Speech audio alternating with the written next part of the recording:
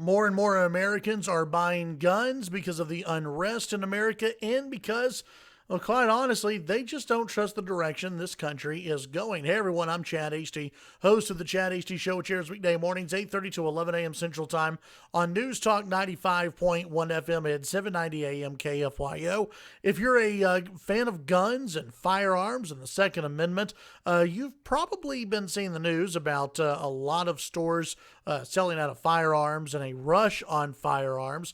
That story basically confirmed by Fox News with this headline: record numbers of Americans are trying to buy guns. The coronavirus pandemic, civil unrest, and calls to defund police bringing in new buyers. And this is what I think is interesting. It's not just the prior owners of guns. It's like a whole new a bunch of people are trying to arm themselves in America. Gun sales began rising to unusual highs back in March as coronavirus cases began surging in the U.S. and government-ordered lockdowns led to the highest unemployment levels since the Great Depression.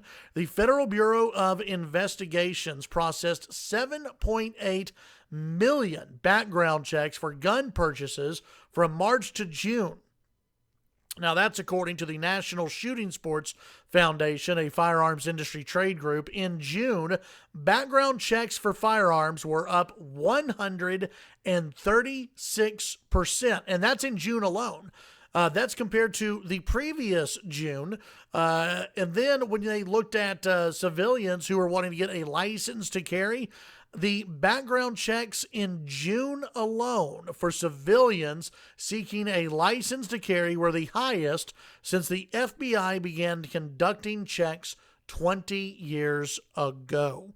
Last month in Minneapolis, city where George Floyd, a black man was killed by a white police officer, the line for gun permits was 3 hours long on Juneteenth, with a racially diverse group standing in line to obtain a permit.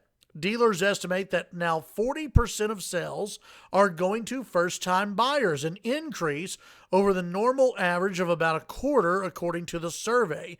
During most big sale increases, buyers tend to be gun aficionados, Second Amendment supporters, but this time, the sale of handguns, which are used for personal safety, have been the strongest. Nearly 2 handguns, commonly used for self-protection, are being sold for every rifle or shotgun, according to federal data. In the past, the biggest movers have been AR-15 style of weapons. Quote, with the pandemic, it's driven more fear for personal safety. It's people who haven't been interested in the past, said Jacqueline Clark, co-owner of a retail gun store in Lakewood, Colorado. And listen, I have to say, welcome to the club.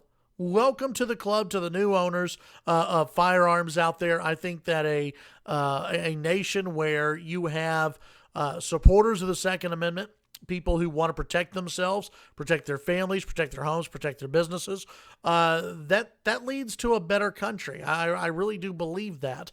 You've got people who are buying firearms because they don't believe the police will be able to get there in time with this defund the police movement. And you look at the news. I mean, just look at the news of what we have seen over the past couple of months. Of course, yes, with coronavirus, but also the riots, people walking up to other people's vehicles and trying to pull people out of their own car.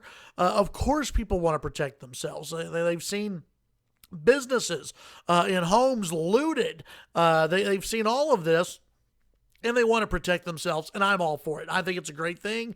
I think it's wonderful, and you should. The best thing you can do is arm yourself. Be prepared, arm yourself, and just, God forbid, you have to use it one day, but it's there to help you as a tool to keep you safe and free. And it's very useful. And for those listening in Lubbock, listen, we're going to talk about this on Saturday. You've got to be very careful, okay? We've talked before in June, you had 4 or 5 gun stores that were robbed in Lubbock. And then news that came out this week, Gebo's here in Lubbock, one of the Gebo's locations, apparently had up to 40 guns stolen during a break-in. That, according to KCBD. So something's going on. Something that's well organized is going on, and that should scare the hell out of everybody living here in Lubbock and West Texas. Be able to defend yourself, be able to carry. Go get your license to carry as well. That way you can have your firearm on you when you go out to eat and when you go out and to places that allow you to carry that firearm, which should be most places, quite honestly. Tune in to the Chad Hasty Show, weekday mornings, 8:30 to 11 a.m. Central Time. News Talk, 95.1 FM and 790 AM KFYO. Have a great day.